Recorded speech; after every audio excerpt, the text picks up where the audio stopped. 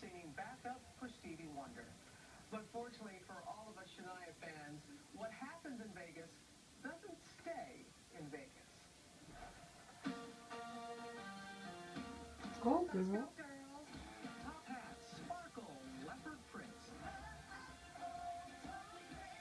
Shania Twain has dominated Las Vegas this year with her live show at Caesar's Palace. It's a spectacular comeback after being away from the spotlight for almost a decade. That don't impress me much. It's hard not to be impressed by Shania's career. Hit after hit on both the country and pop charts. From this moment, I have been there. In fact, according to Nielsen, the third album, Come On Over, is the best-selling country music album of all time. You're still the one I want. This is the larger-than-life Shania. These are huge. They didn't look so big. Because I'm pretty tall. Her Vegas stage is a high-tech Wow. playground with multiple underground passageways, including Shania's wardrobe room. Look how short my shorts are. I would never wear these shorts in real life. I would be way too shy. But on stage, I face my fears. Shania has count them, seven major changes in the show. So the number ends. Go!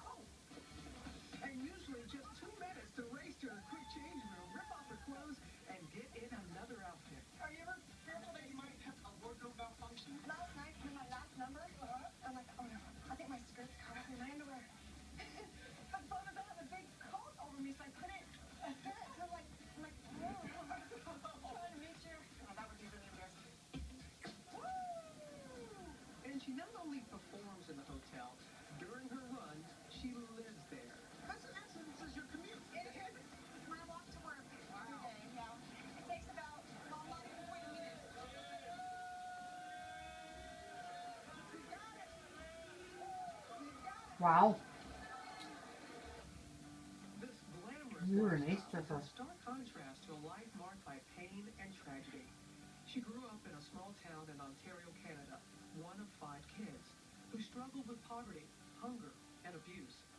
Shania wrote in her memoir that her stepfather physically abused her mom and verbally abused her as a young girl. I don't know how you get past coming to your room, saying words that I can't even repeat here on the air to you, and you refer to him and you said he's a good man. How do you reconcile all that? I know that's interesting. I'm going to talk about this for the very first time, actually. No, I never knew my biological father. Jerry, who raised me, he was my father. He still is my father. He was a wonderful man in so many ways and had a great deal of really of forming who I am, who I've become. But he had a problem. And that problem was, psychologically devastating and traumatic for me. I'm not even trying to rationalize his behavior because I think that would just be a mistake. But I do think that you have to take the good with the bad. At 22 years old, a shattering setback. She lost her mother and stepfather in a car accident. And then, 5 years ago, another heartbreak. A very public divorce.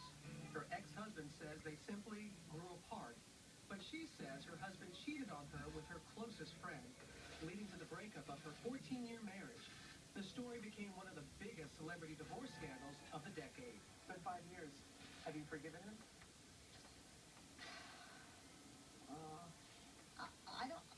I'm not, forgiving. I'm still mad. I'll probably be mad forever. I think I'll just always be mad about that. It's like my parents dying. I'll always be, I'm always going to be sad about that. I'm never going to be okay with it. And I think that's okay too, I'm just never going to be okay with the fact that my parents are gone. I'm never going to be okay, with what my friend did to me in my marriage. Never. And I'm never going to be okay with the way it was handled by him. So, but it doesn't eat away at me. I'm just not hung up about it anymore. a divorce in an ironic twist.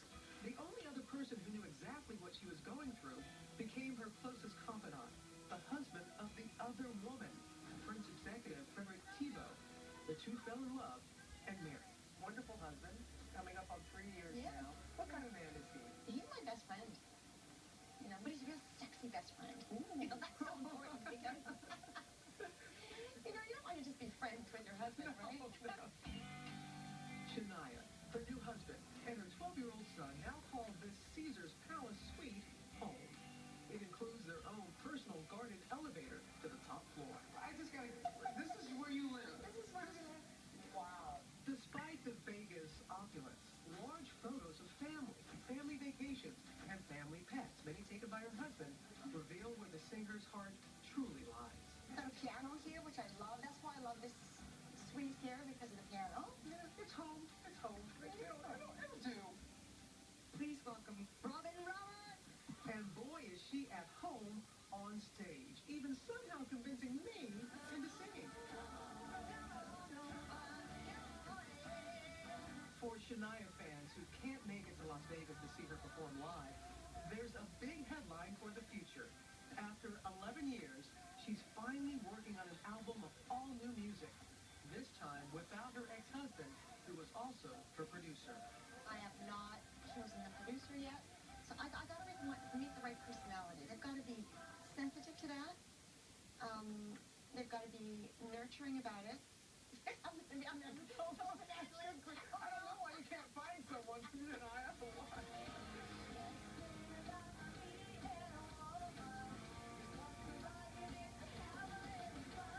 New music, a new You'd life, think there'd a be new people outlook jumping for the at it. future. After everything she's Mhm. been through, the best thing now about being Shania Twain is the prerogative to have a little fun.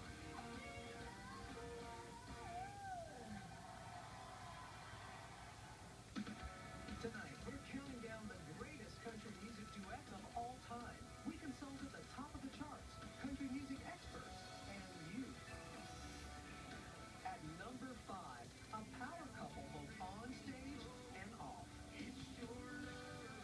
Then new Kim. duet